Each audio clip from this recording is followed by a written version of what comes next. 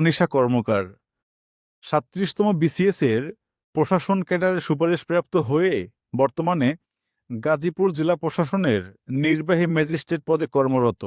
ষষ্ঠ শ্রেণীতে অধ্যয়নরত অবস্থায় শিক্ষকের দেয়া এই মিন লাইফ রচনায় সবাই যেখানে বড় হয়ে শিক্ষক হওয়ার বাসনা লিখেছিল, সেদিন একই ক্লাসের একমাত্র ভিন্ন রচনা আমি ম্যাজিস্ট্রেট হব লিখেছিলেন মনীষা।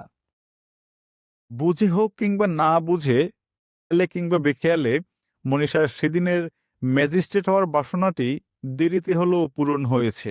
স্বামী সন্তান সংসারের দায়িত্ব পালন করে এবং কোচিং না করেও ঢাকা বিশ্ববিদ্যালয়ে চান্স পাওয়ার অদম্য গল্পগুলোর কিছুটা জানাবেন মনীষা কর্মকার নিজেই। ধন্যবাদ আপনাকে আমাকে আমন্ত্রণ জানানোর জন্য।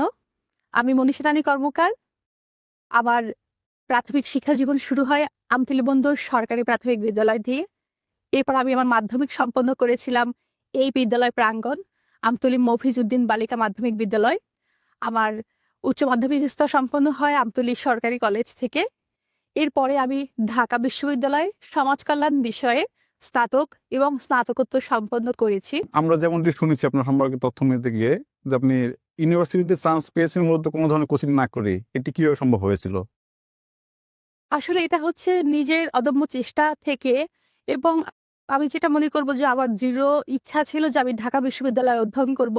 আর সেই লক্ষ্যে যদিও আমার একটু সাময়িক বাধা ছিল, অন্যান্য সবার মতন আমি আহ, ঢাকা বিশ্ববিদ্যালয়ে ভর্তি কোচিংয়ে অংশ নিতে পারিনি। নিজের চেষ্টার মাধ্যমে আমি ঢাকা বিশ্ববিদ্যালয়ে আমি সমাজ কল্যাণ বিভাগে ভর্তি হওয়ার সুযোগ পাই এবং আমি সেখান এবং থেকে এক্ষেত্রে আপনি যে কোচিং না করে যে চান্সটি পেয়েছেন, গাইডলাইনের মতো কিরকম ছিল? অনেকেই আছে, আমরা যেমনটি দেখি যে ইন্টারমিডিয়েট পাস করার পরে কোচিং এর জন্য ঢাকা স্থান ত্যাগ করে। অনেক অনেক মেয়েদের পক্ষে এই প্রত্যন্ত অঞ্চল থেকে ঢাকা শহরে যাওয়া সম্ভব হয়ে ওঠে না, যার কারণে অনেকের ইউনিভার্সিটি কোচিং করাটা সম্ভব হয়ে ওঠে না, এবং তারা ধরেই নেয় যে ইউনিভার্সিটি কোচিং ব্যতীত চান্স পাওয়া সম্ভব নয়। এক্ষেত্রে আপনি যেহেতু ব্যতিক্রম, আপনি মূলত কি ধরনের গাইডলাইন ফলো করতেন? আমি আসলে গাইডলাইন, কোনো ধরনের গাইডলাইন আমি ফলো করি যে শুধু আমার মাধ্যমিক এবং উচ্চ মাধ্যমিক স্তরে আমি যে বিষয়গুলো শিখেছি, জেনেছি, ওই শিক্ষাটুকু দিয়েই আমি ভর্তি পরীক্ষায় অংশগ্রহণ করি। এজন্য আমার কোচিং সেন্টারে নির্ধারিত তেমন কোনো গাইডলাইন আমার কাছে কিছু ছিল না, যেহেতু আমি কোচিং এ অংশগ্রহণ করার সুযোগ পাইনি। তার মানে আমরা যেমনটি বুঝলাম যে কেউ যদি মাধ্যমিক এবং উচ্চ মাধ্যমিকে সর্বোচ্চ মনোযোগী হয়, তাহলে তার কোচিং করার খুব একটা প্রয়োজন পড়ে না। আপনার বক্তব্য কেমনটাই হবে? আমার বক্তব্য শুধু এইটুকুর ক্ষেত্রে আমি ঢাকা বিশ্ববিদ্যালয় বা বিশ্ববিদ্যালয়ে ভর্তির ক্ষেত্রে আমি বলবো না। আমি শুধু বলবো বেসিকটাই আমাদের মূল। আমরা যদি আমাদের মাধ্যমিক স্তরটা এবং উচ্চ মাধ্যমিক স্তরটা খুব ভালোভাবে সম্পন্ন করতে পারি, তাহলে হচ্ছে আমাদের কোথাও আটকাবে না, উচ্চশিক্ষার জন্য কখনো আটকাবে না। ইভেন এখন যে চাকরির যুদ্ধটা হয়, সেক্ষেত্রেও কেউ আটকে যাবে না, পার হয়েই যাবে সে। হ্যাঁ, সদ্য এডমিন ক্যাডারে যোগ দিলেন। কর্মজীবনের অনেকগুলো বাধা পেরিয়ে আপনি চাকরি পেয়েছেন, যুক্ত হয়েছেন, এই প্রশাসনে যুক্ত হয়েছেন। বর্তমান সময় চাকরি জীবনের এটা মূলত কেমন চলছে? আহ চাকরি জীবনের বর্তমান সময়টা এরকম যে আমরা তো কেবলমাত্র শিক্ষানবিশ কাল চলছে আমাদের। এখন আমাদের অনেক কিছু শিক্ষার আছে। কেবলমাত্র প্রবেশ করেছি, ইতোমধ্যে আমি আমার ফাউন্ডেশন ট্রেনিংটা সম্পন্ন করেছি। আর এখন আমার নিজ অফিসে হচ্ছে আবার 6 মাসের জন্য অন দ্য জব ট্রেনিং চলছে। সেখানে হচ্ছে আমি একটা জেলা প্রশাসকের কার্যালয়ের বিভিন্ন শাখার বিভিন্ন দপ্তরের যে কার্যক্রম, সেই বিষয়ে প্রশিক্ষণ নিচ্ছি আমরা। এখানে আমাদের মোপা থেকে, আমাদের যে মন্ত্রণালয় থেকে আমাদের যে নির্দেশনা দেয়া হয়েছে, সেই নির্দেশনা অনুযায়ী আমাদের আবার নিজ অফিসে হচ্ছে প্রশিক্ষণ চলছে, দক্ষ একজন অফিসার হিসেবে গড়ে তোলার জন্য। হ্যাঁ, যারা বর্তমানে বিভিন্ন ভাবে এডমিন ক্যাডার হতে চাচ্ছেন, বিশেষ করে হতে চাচ্ছেন, প্রশাসনে আসতে চাচ্ছেন, তারা মূলত কিভাবে পড়াশোনা করবে, কি গাইডলাইন অনুসরণ করবে, কতটা অধ্যবসায় নিয়ে পড়াশোনা করবে, তাদের উদ্দেশ্যে আপনার কি পরামর্শ থাকবে? সবার জন্য আমি একটাই কথা বলবো, যদিও আমার নিজস্ব সময়ে আমার নিজ সৃজনশীল পদ্ধতি ছিল না, যেটা এখন বর্তমান শিক্ষা পদ্ধতির সৃজনশীল পদ্ধতি চালু রয়েছে, তো আমি আমার দিক থেকে এতটুকুই বলবো, এই আমরা ছোটবেলা থেকে, শৈশব থেকে আমরা অধ্যয়ন করি যে বিষয়গুলো, এগুলোই মোটামুটি আমাদের ভবিষ্যৎ চাকরির জীবনে আমাদের একই জিনিসই বারবার আসে। সো বেসিকটা স্ট্রং করে গড়ে তুলতে হবে, এর কোনো বিকল্প নেই।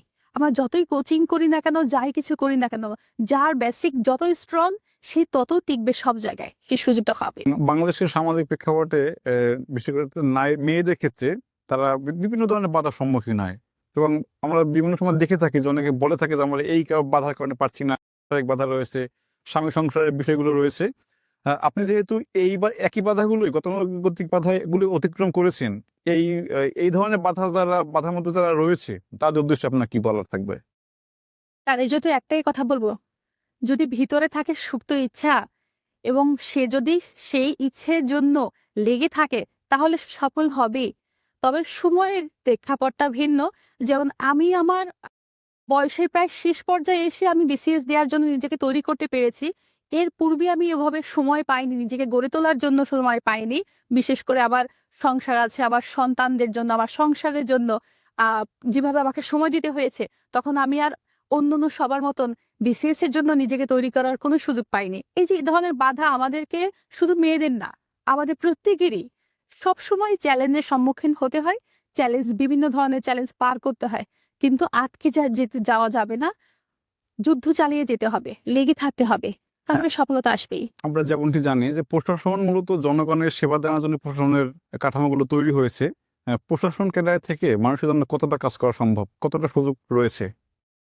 আমি বলবো, আমি আমার এই চাকরি জীবনের 9 মাসে আমি যতটুকু দেখেছি কাছ থেকে, আগে শুনেছি বা থিওরিটিক্যালি ভাবে পড়েছি, আর এখন হচ্ছে সেটা আমি প্র্যাকটিক্যালি ফেস করছি, জানছি। আমাদের আসলে প্রশাসনের সম্পূর্ণ কাজই হচ্ছে মানে খুব কাছ থেকে মানুষের জন্য। আমরা একটা জেলা পর্যায়ে, একটা জেলা প্রশাসকের কার্যালয়ে এমন কোনো কার্যক্রম নেই সেটা সাধারণ মানুষের জন্য নয়। সম্পূর্ণ আমাদের সব কার্যক্রমটাই সাধারণ মানুষের জন্য, এবং আমরা মানুষের জন্য কাজ থেকে নিজের হাত দিয়ে কাজ করার সুযোগটা পাই, সরাসরি মানুষকে সেবা দেওয়ার সুযোগটা পাই। আমরা এখন যে স্থানটিতে দাঁড়িয়ে কথা বলছি এটি আপনার শৈশবের প্রতিষ্ঠান, শিক্ষা প্রতিষ্ঠান। আমরা যেমনটি জানি যে মাধ্যমিক পর্যায়ে যারা পড়াশোনা করে তাদের অন্যরকম অনেক কিছু স্মৃতি জড়িয়ে থাকে। এই স্মৃতি বিজড়িত প্রতিষ্ঠানে দাঁড়িয়ে আমরা আপনার গল্পটি সবাইকে জানানোর উদ্যোগ গ্রহণ করেছি। আপনার অনুভূতিটি কেমন? আমি আসলে সত্যি আর সেটা দিতে হয়ে যাচ্ছি। আর আমি এই জায়গাটায়, এই প্রাঙ্গণে পা দেয়া মাত্র আমি আমার সেই শৈশবে ফিরে যাচ্ছি। এই প্রাঙ্গণের প্রতিটা পরতে পরতে আমার সেই জীবনের স্মৃতিটা, আমার শৈশবের সমস্ত স্মৃতি জড়িয়ে আছে। এই মুহূর্তে আমি খুব স্মৃতিগ্রস্ত হয়ে যাচ্ছি। আপনার এই গল্পটি অনেক মানুষের জন্য উৎসাহ জাগানি আর টনিক হিসাবে কাজ করবে। এই বিষয়টিকে আপনি কিভাবে দেখছেন? কেউ যদি আমার গল্প দিয়ে আমার কাছ থেকে অনুপ্রাণিত হয়ে তার জীবনে সে যা হতে চায় সেভাবে সফলতার দিকে এগিয়ে যেতে পারে, সেটা আমার জন্যই সবচেয়ে বড় সার্থকতা। আমরা যেমনটি শুনেছিলাম, আমরা আমাদের দর্শকদেরকে ইতিমধ্যে জানিয়ে দিয়েছি যে আপনি যখন শিক্ষা জীবনে যখন শিক্ষকরা প্রশ্ন করে যে তোমরা বড় হয়ে কি হতে চাও, আপনি সেই একদম ছোট্টবেলাতেই বলেছিলেন যে আমি ম্যাজিস্ট্রেট হব। এই গল্পটি, এটি একটি নিঃসন্দেহে একটি চমকপ্রদ বিষয়। এই বিষয়টি আপনার কাছে এখনো কতটা আনন্দদায়ক একটি বিষয়, এই বিষয়টিকে আপনি কিভাবে দেখবেন? আসলে সত্য কথা বলবো যে আমি তখন ষষ্ঠ শ্রেণীতে, আমার হঠাৎ করে একদিন ক্লাসের মধ্যে আমার শিক্ষক, আমাদেরকে ইংরেজি শিক্ষক লিখতে দিলেন এইম ইন লাইফ। তো ওই এইম ইন লাইফে পরবর্তীতে আমি জানতে পারি সেদিন খাতায় মোটামুটি সবাই লিখতে চেয়েছিল I want to be a teacher, কিন্তু আমি কেন জানি সেখানে লিখেছিলাম I want to be a magistrate.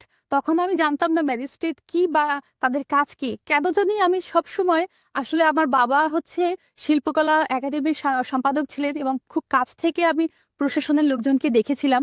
তাদেরকে দেখে ছোটবেলা থেকে আমার মধ্যে সে একটা ওরকম হওয়ার স্বপ্ন গড়ে ওঠে, এবং আমি সেটাই আমার তৎকালীন না বুঝে হোক আর বুঝে হোক খাতার মধ্যে আমি সেটা লিখে দিয়েছিলাম।